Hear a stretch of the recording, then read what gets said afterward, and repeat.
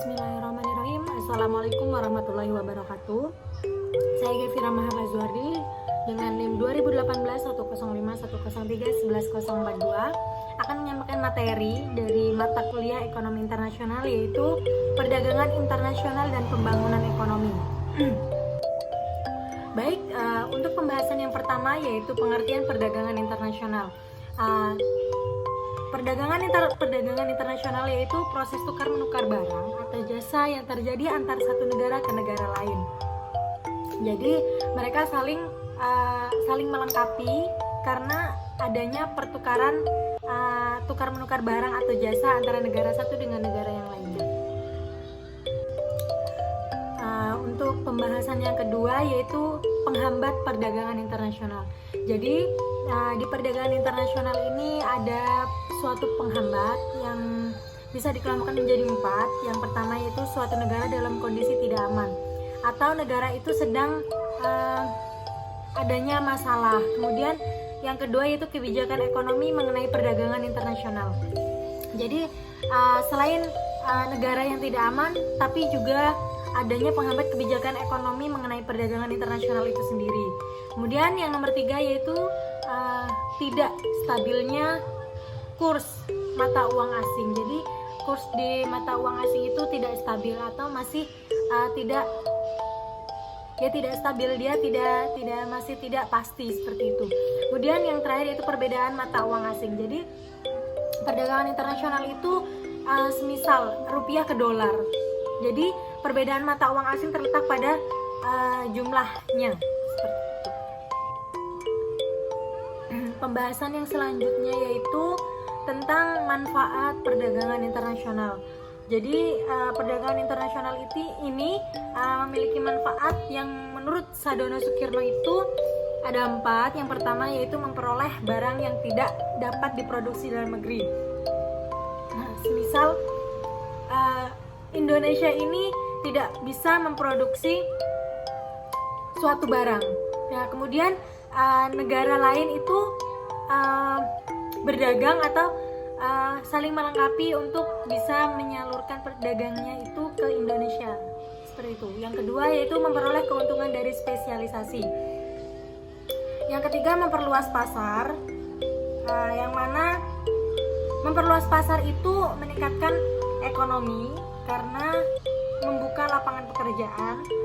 Kemudian yang terakhir itu transfer teknologi modern, atau bisa dibilang Indonesia tidak memiliki suatu teknologi tertentu, kemudian negara lain melengkapi untuk transfer teknologi modernnya. Seperti itu. Selain perdagangan internasional yaitu adanya pembangunan ekonomi.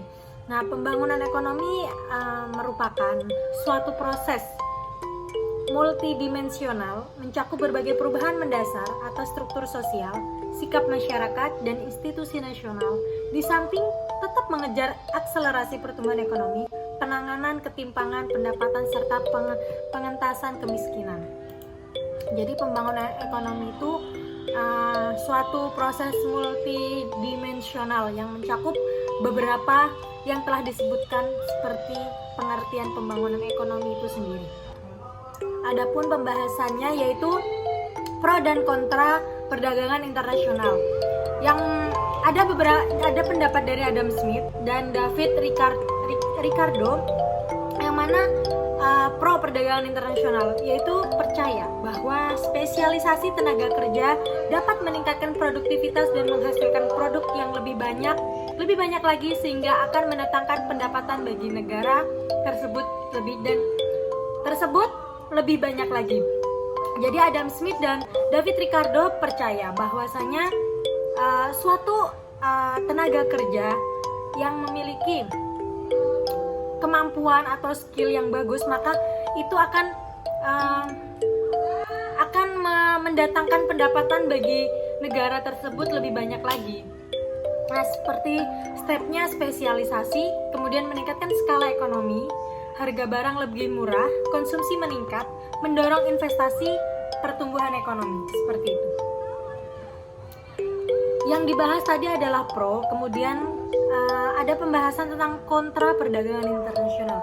Jadi kontra ini bagi mereka yang tidak setuju atau tidak setuju perdagangan internasional. Perdagangan internasional malah merugikan negara sedang berkembang. Nah, yang kedua yaitu dalam teori ketergantungan dan teori pertukaran yang tidak seimbang, negara sedang berkembang tetap disiapkan menjadi negara yang inferior dan dalam posisi yang kurang menguntungkan dalam sistem perdagangan dunia. Sedangkan keuntungan akan selalu menguntungkan negara yang lebih maju. Jadi menurut kontra di sini yaitu perdagangan internasional malah merugikan negara yang sedang berkembang atau negara yang sedang berproses.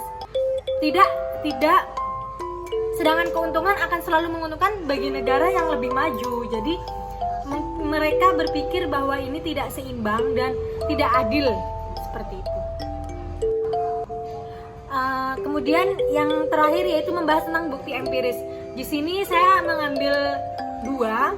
Yang pertama dari Lukas pada tahun 1988 yang mengatakan bahwa apabila dalam perdagangan internasional negara cenderung berspesialisasi pada barang tersebut dan tergantung pada negara lain, maka spesialisasi ini tergantung pada nilai tukar barang.